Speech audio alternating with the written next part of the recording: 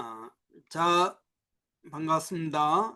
자, 오늘 갈라디아서 두 번째 시간입니다. 2장부터 하도록 하겠습니다.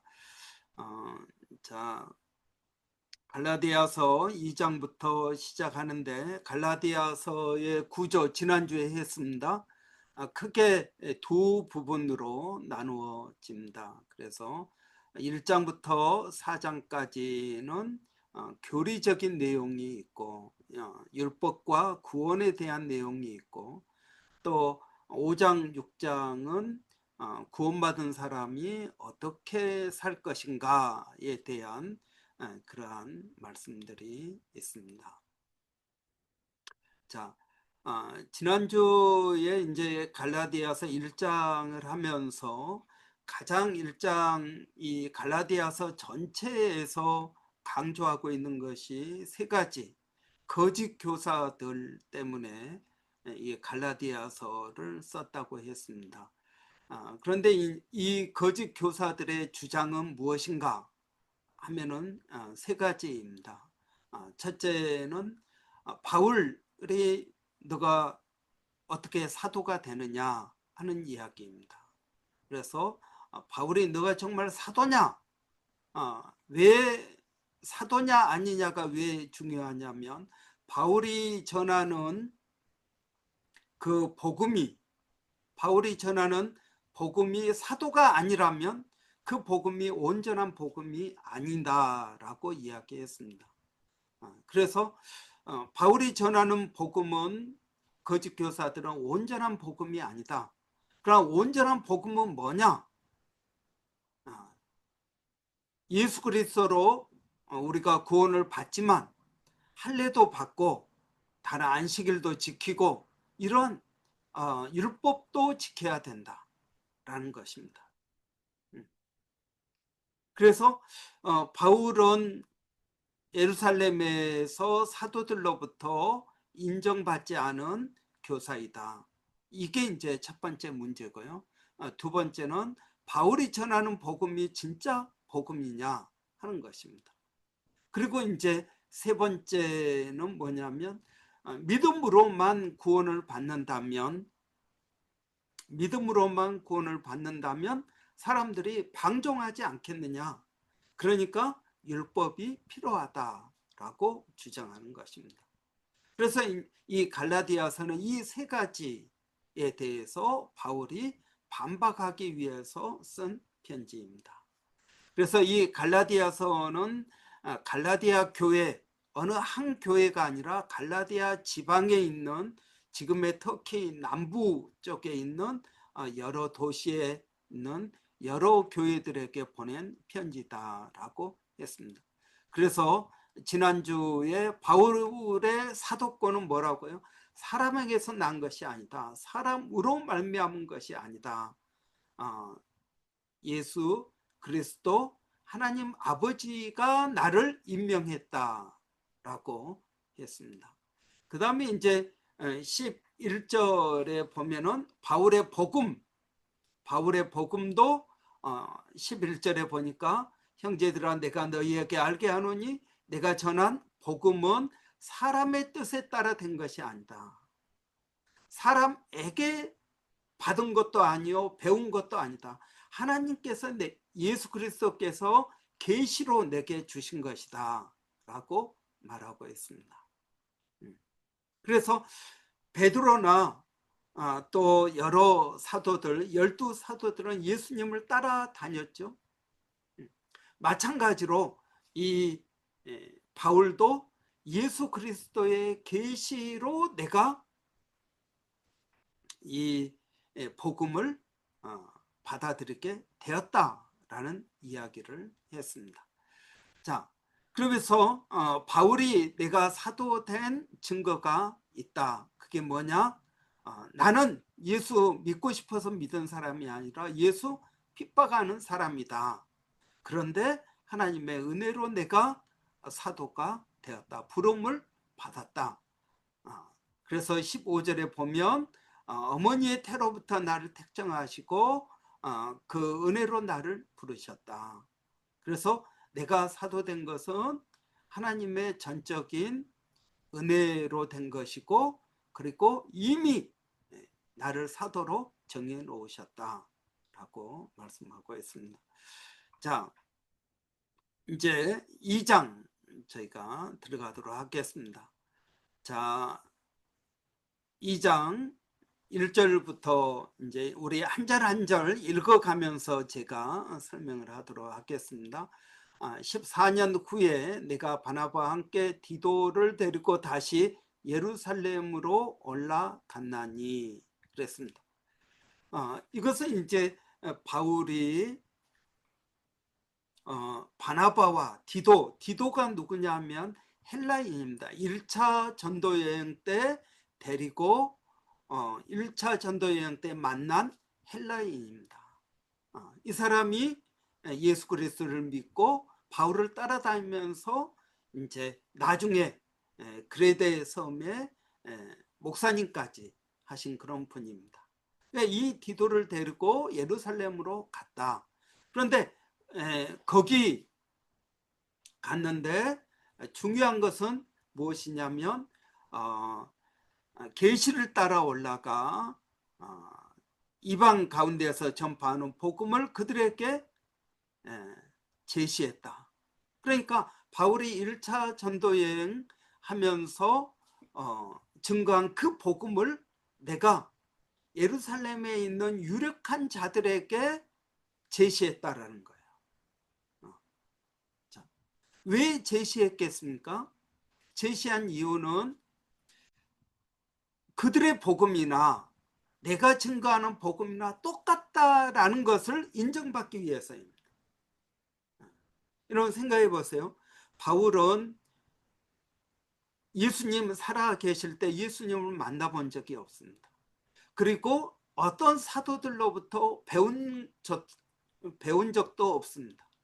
그러니 바울이 증거하는 그 복음이 진정한 복음이냐 아니냐, 정말 예루살렘 교회에서 라이센스를 받은 그러한 사역자냐 아니냐 하는 것입니다. 여러분 생각해 보세요. 브리스번에 어떤 분이 엊그제까지만 해도 집사님이었는데 자기가 어느 날 나 목사야 그러면서 교회를 개척하고 사역을 한다고 해보세요. 그러면 당신 신학을 어디에서 했습니까? 안수를 어디에서 받았습니까? 이런 거 따져보지 않겠습니까? 왜냐하면 그 목사님이 전하는 복음이 진짜 복음인지 아닌지 어떻게 아는 것입니까? 마찬가지라는 거예요. 바울이 어느 날 예수를 핍박하던 사람이 어느 날 예수를 믿고 막 전도를 해요.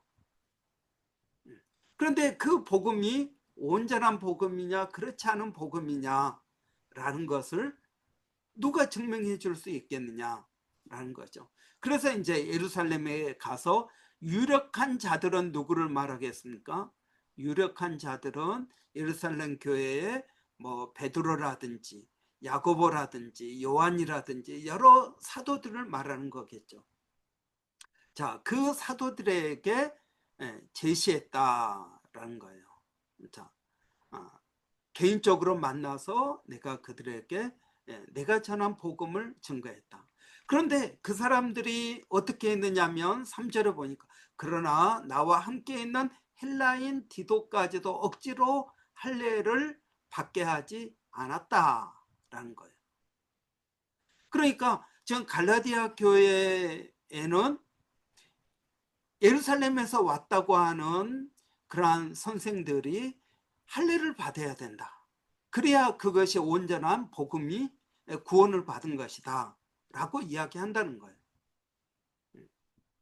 그런데 실제로 내가 예루살렘에 가서 보니까 헬라인 디도까지도 억지로 할례를 받게 하지 않더라라는 이야기예요.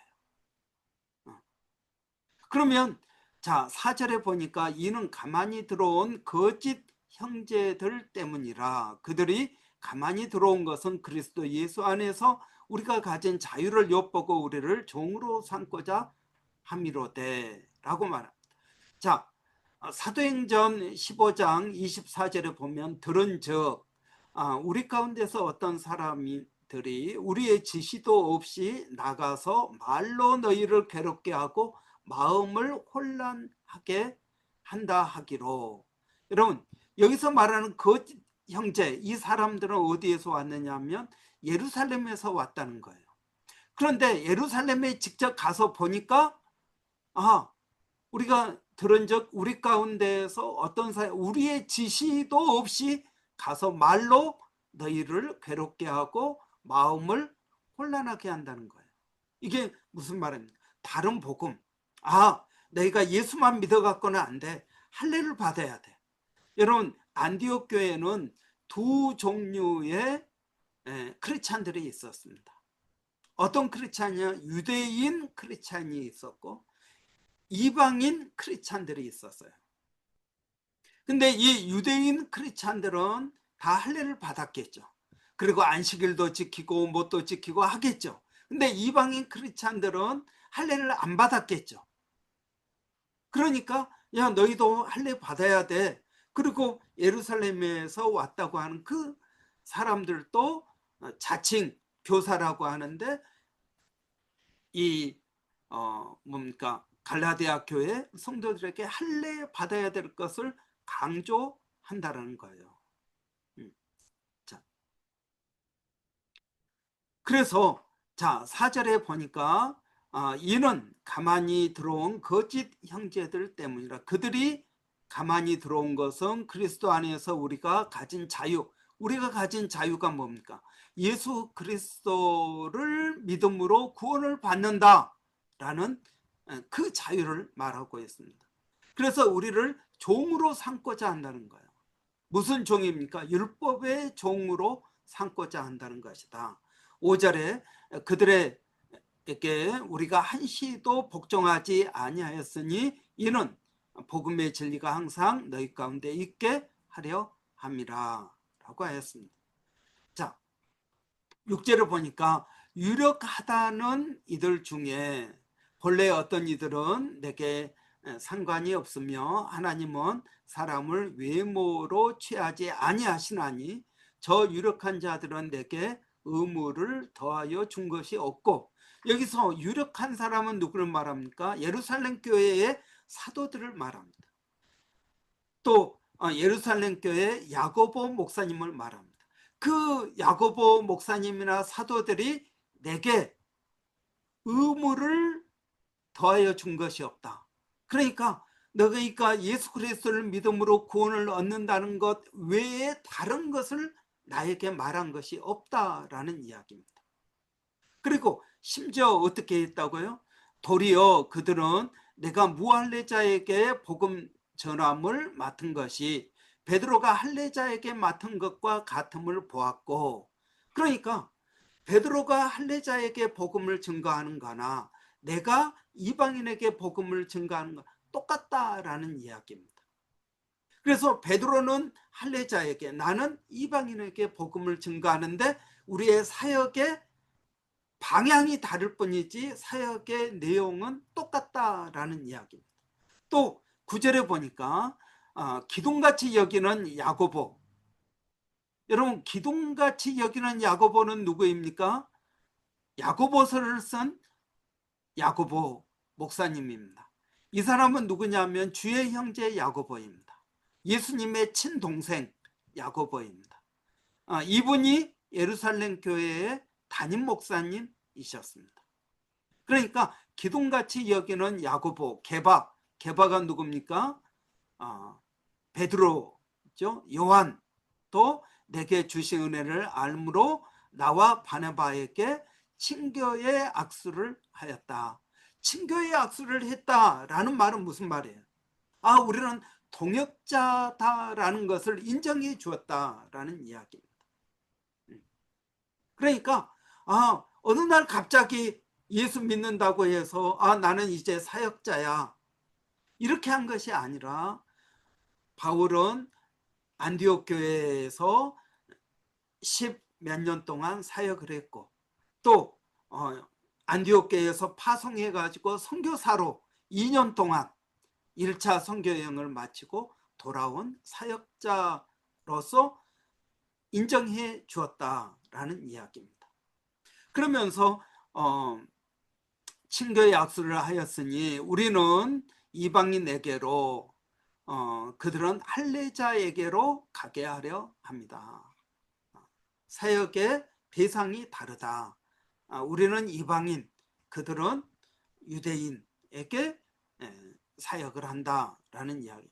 10절에 보니까 다만 우리에게 가난한 자들을 기억하도록 부탁하였으니 이것은 나도 본래부터 힘써 행하여 왔노라.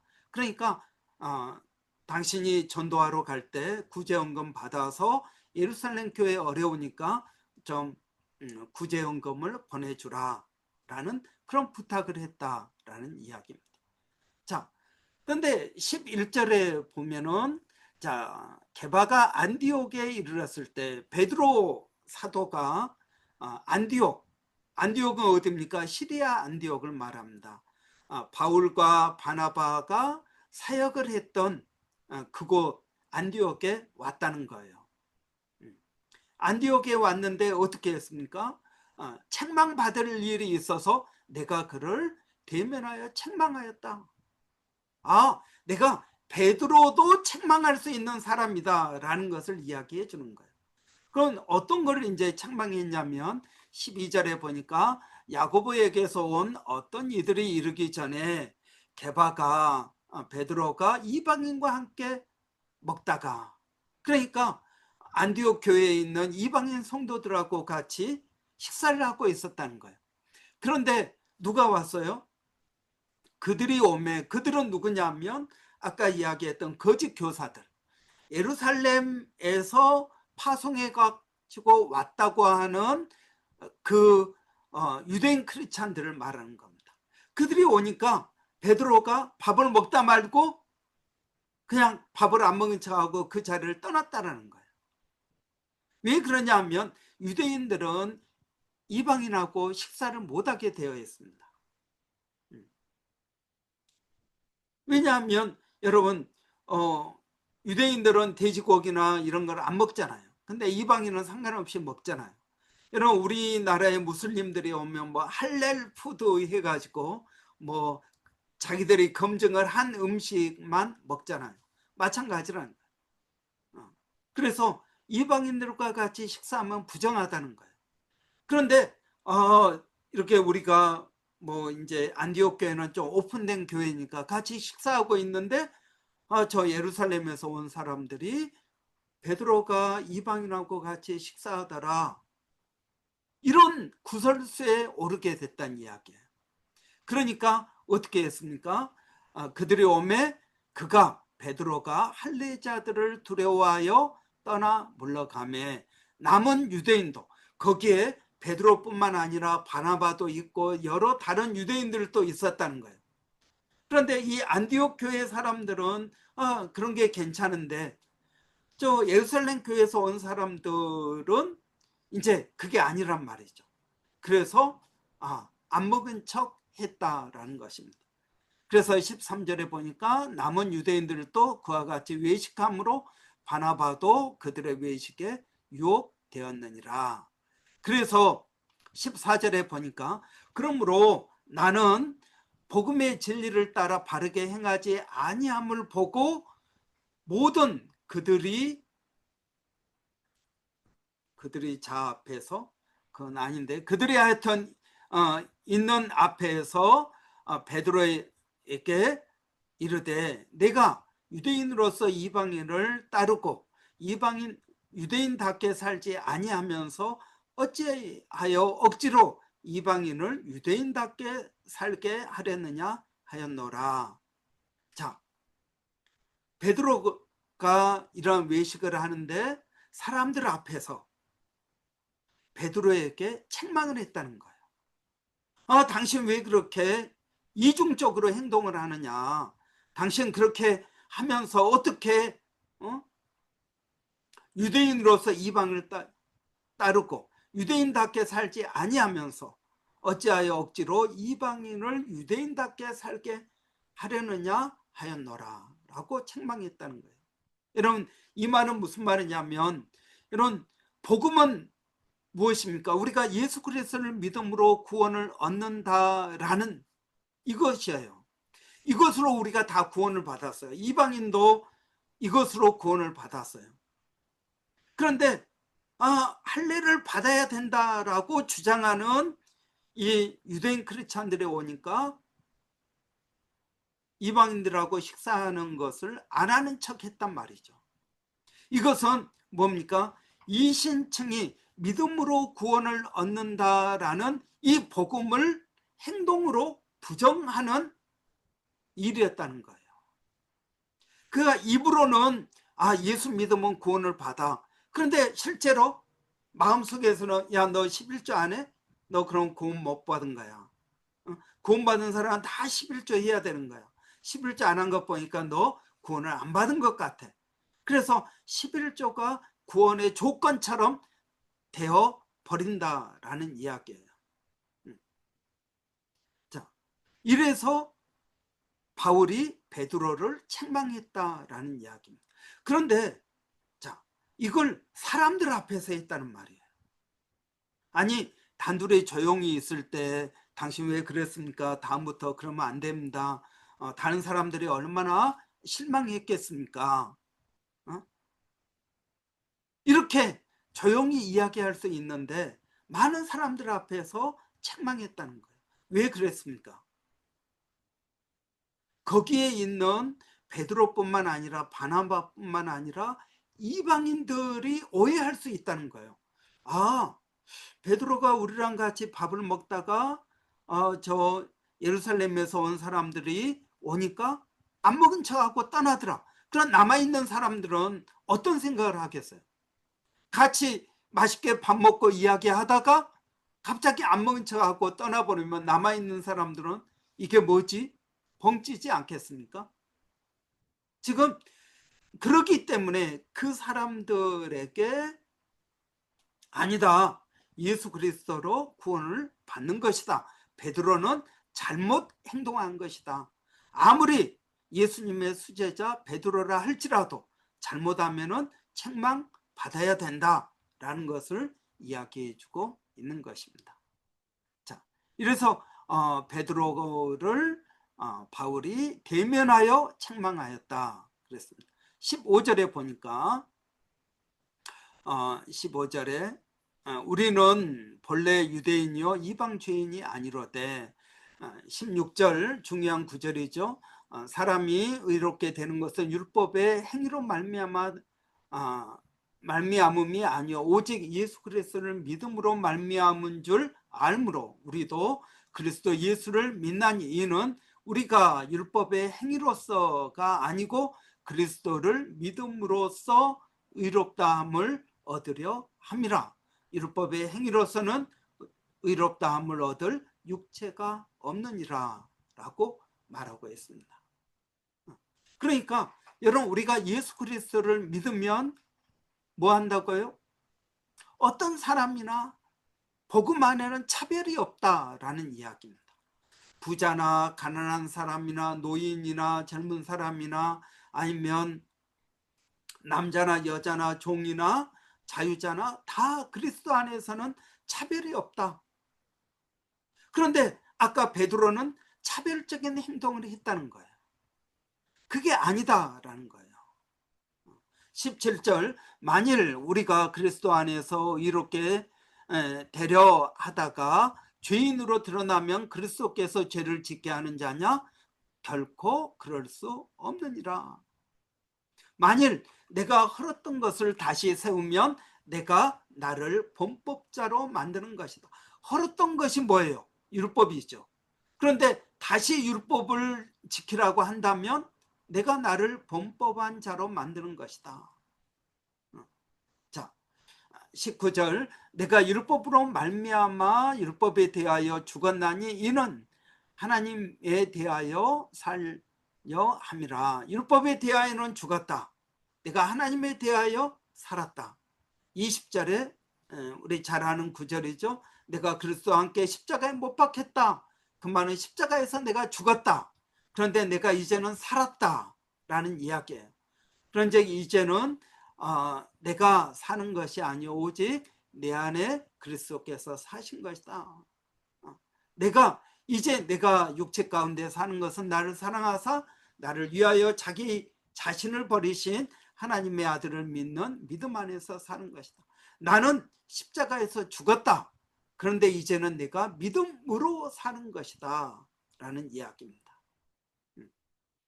21절 내가 하나님의 은혜를 패하지 아니하노니 만일 의롭게 되는 것이 율법으로 말미암으면 그리스도께서 헛되이 죽으셨느니라.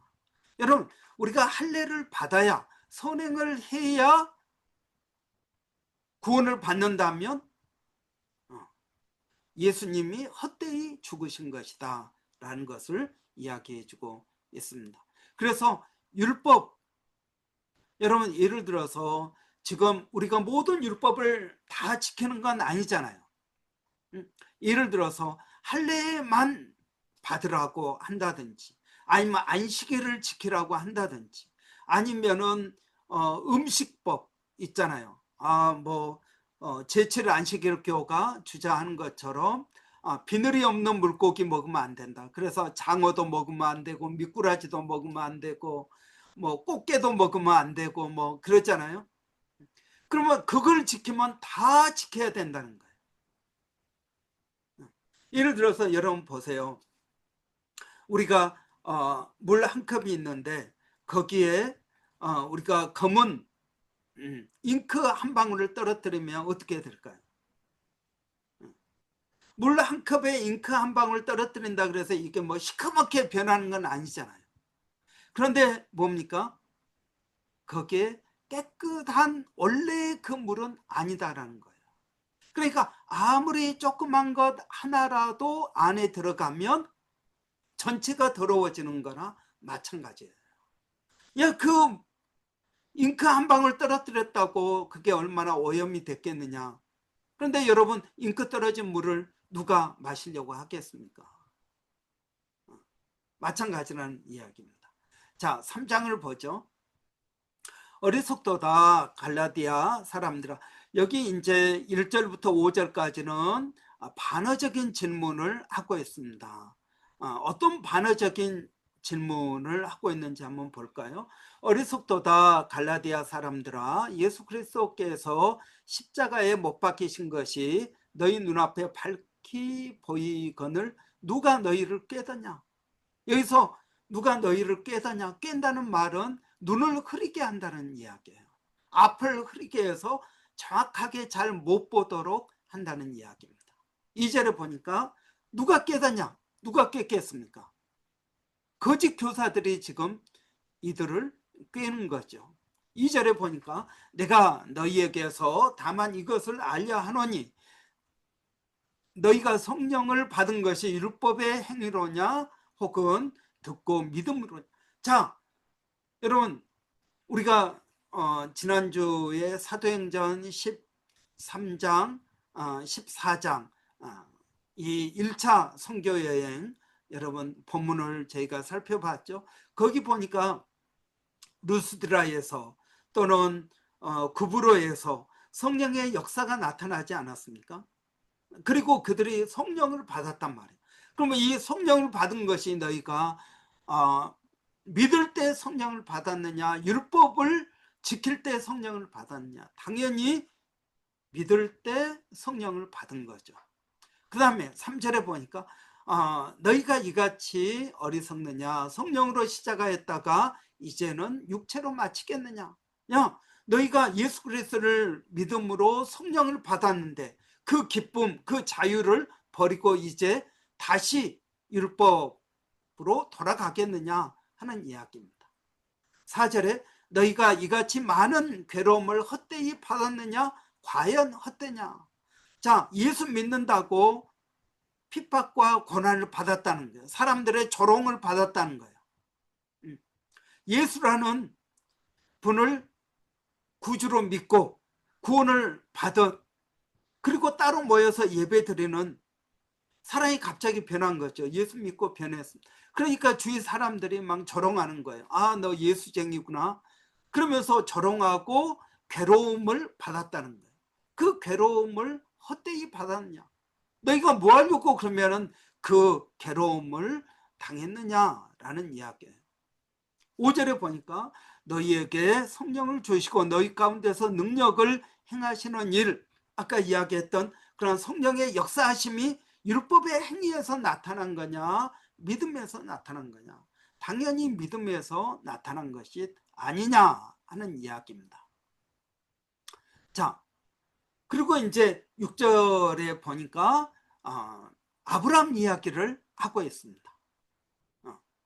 여러분, 아브라함이 하나님을 믿음에 그것을 그에게 의로 정하셨다 함과 같으니라 하는 겁니다.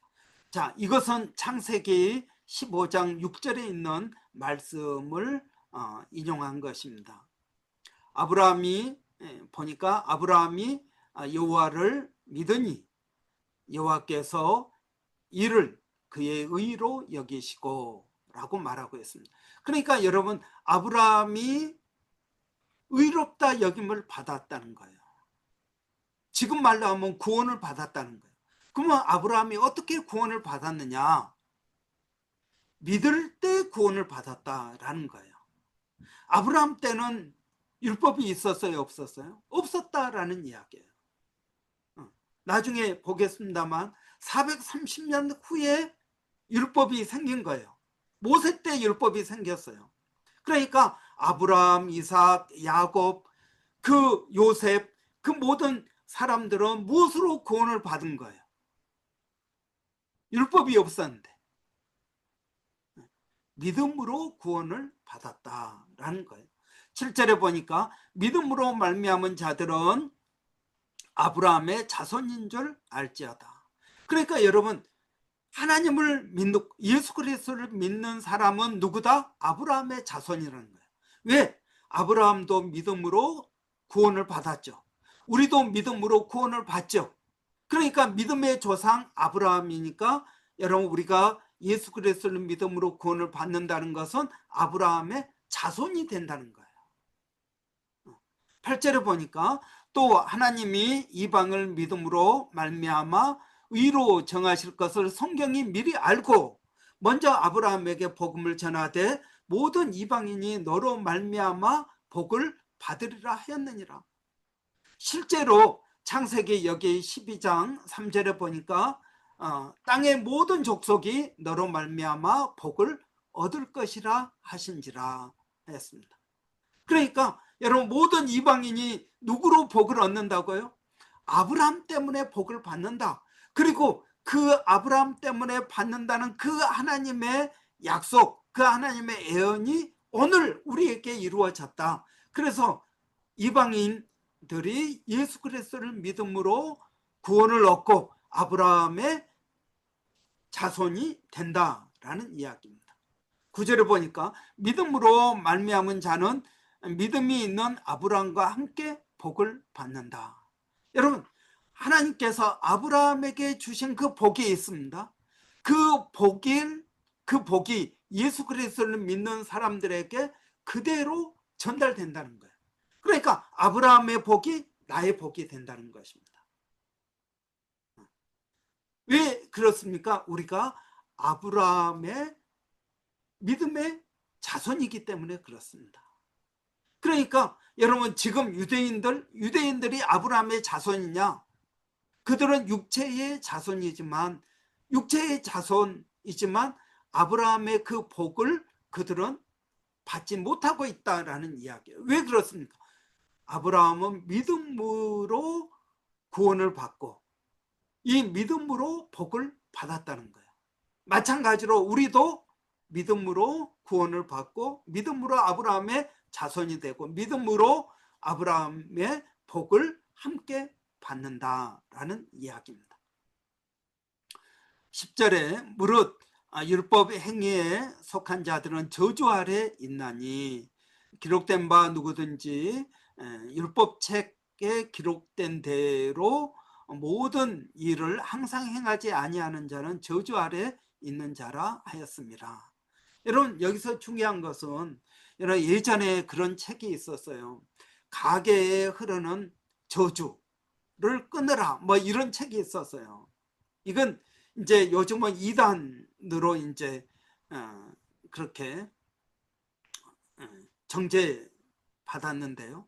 여러분, 예수 그리스도를 믿으면 모든 저주에서 풀리는 겁니다. 조상이 어떤 죄를 지었다 하더라도 우리는 그 저주하고 상관이 없는 사람이에요. 근데 예수를 믿어도 가계의 저주가 있다. 우리 부모, 우리 조상들이 잘못한 죄 3, 4대까지 저주가 있을 것이다. 그랬는데 여러분, 예수를 믿어도 여전히 그 저주가 있다. 여러분, 이건 이단입니다. 그렇지 않습니다. 예수 그리스도를 믿으면 그 모든 저주로부터 우리는 자유롭게 되는 거예요. 그런데 우리가 예수 그리스도를 믿는다고 하면서 여전히 율법 아래에 있다면 율법의 저주 아래 있다라는 이야기입니다. 왜요? 그 사람들은 율법을 지켜야 되는 사람입니다. 자, 11절에 보니까 또 하나님 앞에서 아무도 율법으로 말미암아 의롭게 되지 못할 것이 분명하니 이는 의인은 믿음으로 살리라 하였습니다. 여러분, 우리가 예수 그리스도를 믿음으로 구원을 받습니다. 구원 받을 때만 믿음이 필요한 게 아니라 우리의 크리스찬의 삶 자체를 살아가는데 뭐가 필요하다고? 믿음이 결정적인 역할을 한다라는 거예요. 그래서 의인은 믿음으로 산다. 믿음으로 말미암아 의롭게 되지만 믿음으로 산다라는 이야기입니다. 12절에 율법은 믿음에서 난 것이 아니니 율법을 행하는 자는 그 가운데서 살리라 하였느니라. 그러니까 율법을 행한 자는 율법으로 살고 율법의 저주를 받는다라는 것입니다.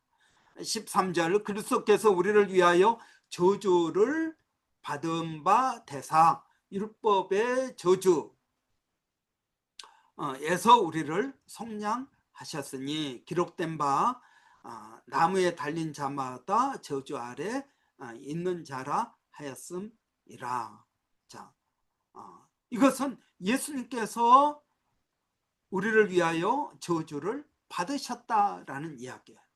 그러니까 여러분, 우리는 예수님께서 우리 대신 율법의 모든 저주를 받으셨기 때문에 우리는 율법의 저주로부터 자유롭게 되었다라는 이야기입니다.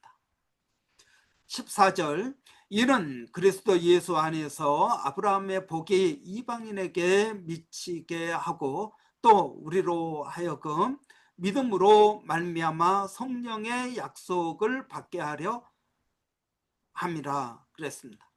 자, 여러분, 우리가 예수 그리스도를 믿음으로 구원을 받았습니다. 예수님이 우리의 모든 저주로부터 우리를 자유롭게 하셨습니다. 그러면 그 결과 어떤 일이 있습니까? 그 결과 두 가지 일이 일어난다는 거예요. 첫째는 뭐냐면 아브라함의 복이 나의 복이 된다. 아멘입니까? 아브라함의 복이 나의 복이 된다. 두 번째, 자, 믿음으로 말미암아 성령의 약속을 받게 하신다라는 이야기입니다. 성령의 약속을 받게 하신다. 성령이 우리에게 임하고 성령이 우리를 지키고 성령이 우리를 도와주는 그러한 놀라운 복을 받게 된다라는 이야기입니다. 아브라함의 복이 나의 복이 됩니다. 자, 또 성령의 약속, 예수 그리스도께서 약속하신 그 성령의 역사하심이 나를 위한 역사가 된다라는 것입니다. 15절에 보니까 형제들아 내가 사람의 예대로 말하노니 사람의 언약이라도 정한 후에는 아무도 폐하거나 더하지 못하니라 그랬습니다. 여러분, 사람의 언약, 여기서 언약이라는 말은 유언이라는 말입니다. 그러니까 여러분, 저희 아버지가 소천하시기 전에 유언을 남기셨어요. 그러면 이 유언은 어떻게 합니까? 바꿀 수가 없다는 이야기예요. 한 번 정한 후에는 아무나 폐하거나 더하지 못한다는 거예요. 사람의 유언도 그렇게 한데 하물며 하나님께서 우리에게 주신 약속은 어떻게 하겠습니까? 변경 불가하다라는 이야기입니다. 하나님께서 우리에게 주신 약속은 변경할 수 없다라는 것을 이야기해 주고 있습니다. 자, 16절 보면 이제 그 약속에 대해서 좀 더 설명하고 있습니다. 이 약속들은 아브라함과 그 자손에게 말씀하신 것인데 여럿을 가리켜 그 자손들이라고 하지 아니하시고 오직 한 사람을 가리켜 내 자손이라 하셨으니 곧 그리스도라. 자, 여기 창세기 15장 5절 말씀을 지금 인용해 가지고 하고 있습니다. 15장 5절은 뭐라고 하냐면 그를 이끌고 밖으로 나가 이르시되 하늘을 우러러 무뼈를 셀 수 있나 보라. 또 그에게 이르시되 내 자손이 이와 같으리라. 그런데 여러분 여기서 이야기하는 내 자손이나 창세기 15장 5절의 내 자손이나 지금 갈라디아서 3장 16절의 내 자손은 단수입니다. 내 자손들이 이와 같이 많을 것이다 그렇게 말하지 않았다는 거예요.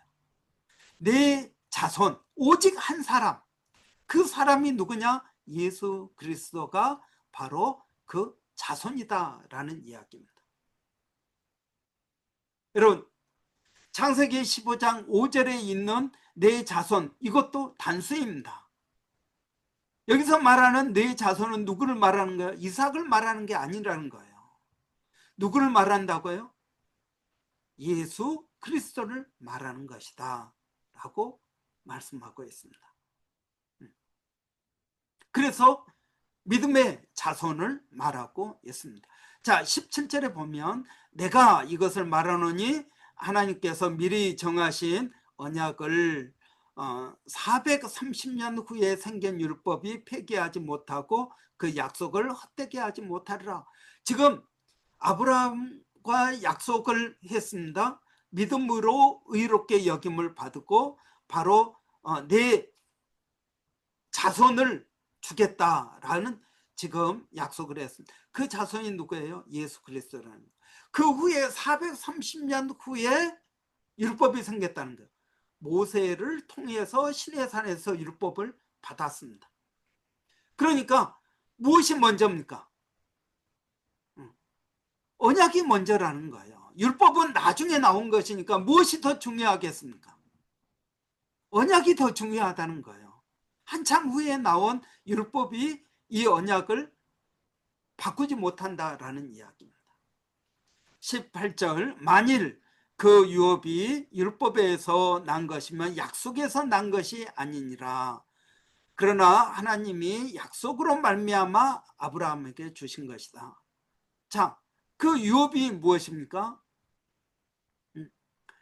지금 이 하늘의 별처럼 많은 그러한 자손을 바로 이 네 자손을 통해서 나올 것이다 라는 그 약속이 율법에서 난 것이 아니고 약속에서 난 것이다. 그리고 아브라함에게 하나님께서 약속으로 주신 것이다 라는 이야기입니다. 그리고 그 약속은 아브라함의 믿음의 후손들에게 계속 이어진다 하는 것입니다. 그런즉 율법은 무엇이냐? 본법하여 더하여진 것이라. 여러분 하나님께서 율법을 그러면 왜 주셨느냐 그거예요. 여러분 하나님께서 율법을 그러면 왜 주셨습니까? 우리가 믿음으로 구원을 얻는다면 율법이 굳이 필요하겠습니까? 율법은 430년이나 후에 생겨졌다는 거예요. 율법을 주신 목적이 무엇이냐? 19절에 보니까 범법함으로 더해진 것이다. 사람들이 죄를 짓기 때문에 율법을 주셨다는 거예요. 그러면 왜 죄를 짓기 때문에 율법을 주셨을까요? 이 율법을 잘 지키면 너희가 구원을 받을 것이다. 지금 그 이야기를 하는 게 아니라는 거예요.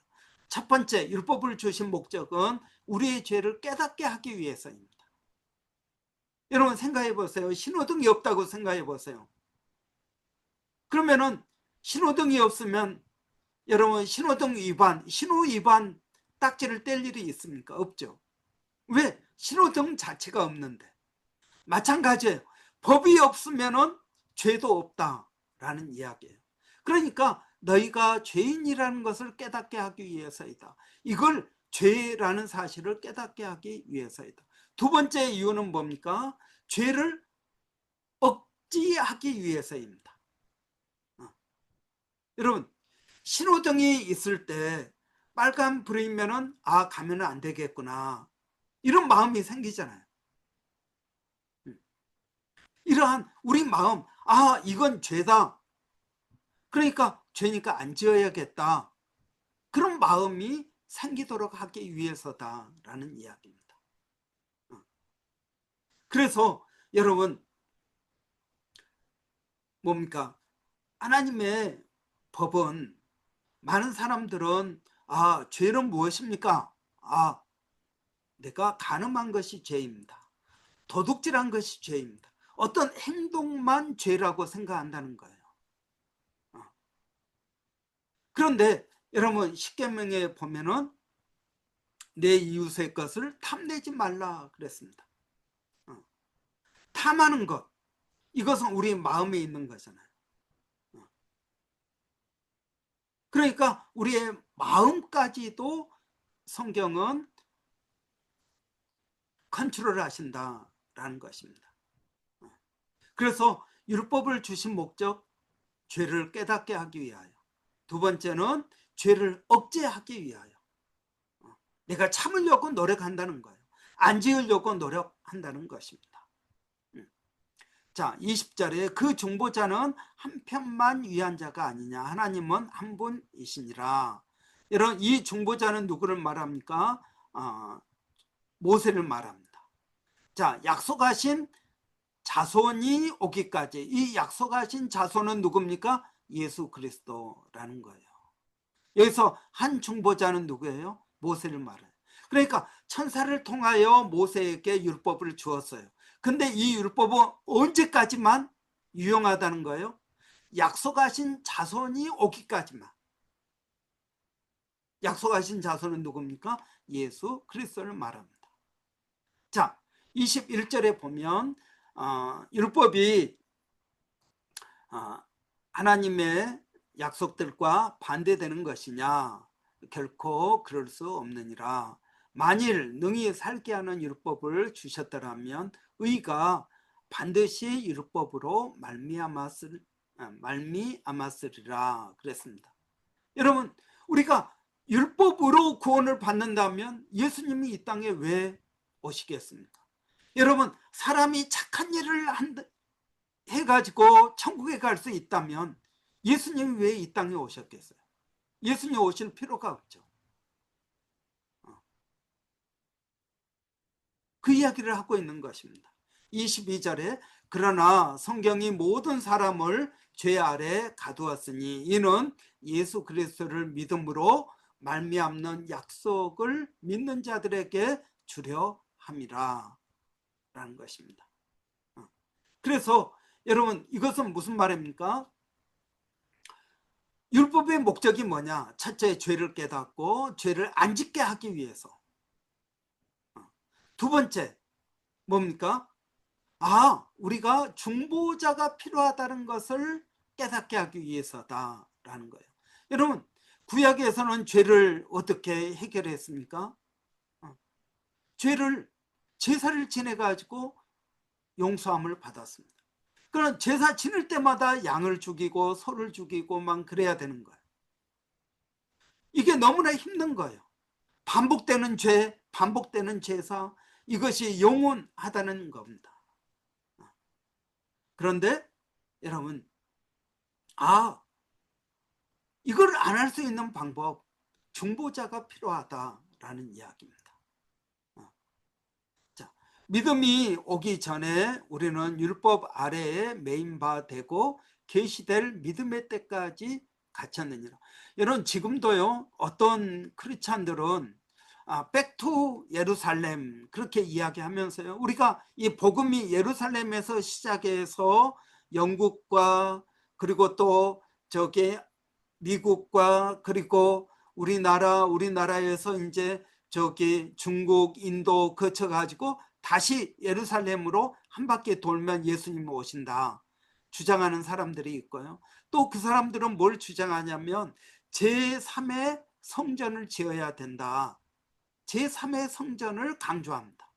그게 잘못된 겁니다. 여러분, 제1성전은 솔로몬이 지었죠. 제2성전은 여러분 포로 이후에 지은 성전입니다. 지금은 성전이 다 무너지고 없잖아요. 그러니까 제3의 성전을 지어.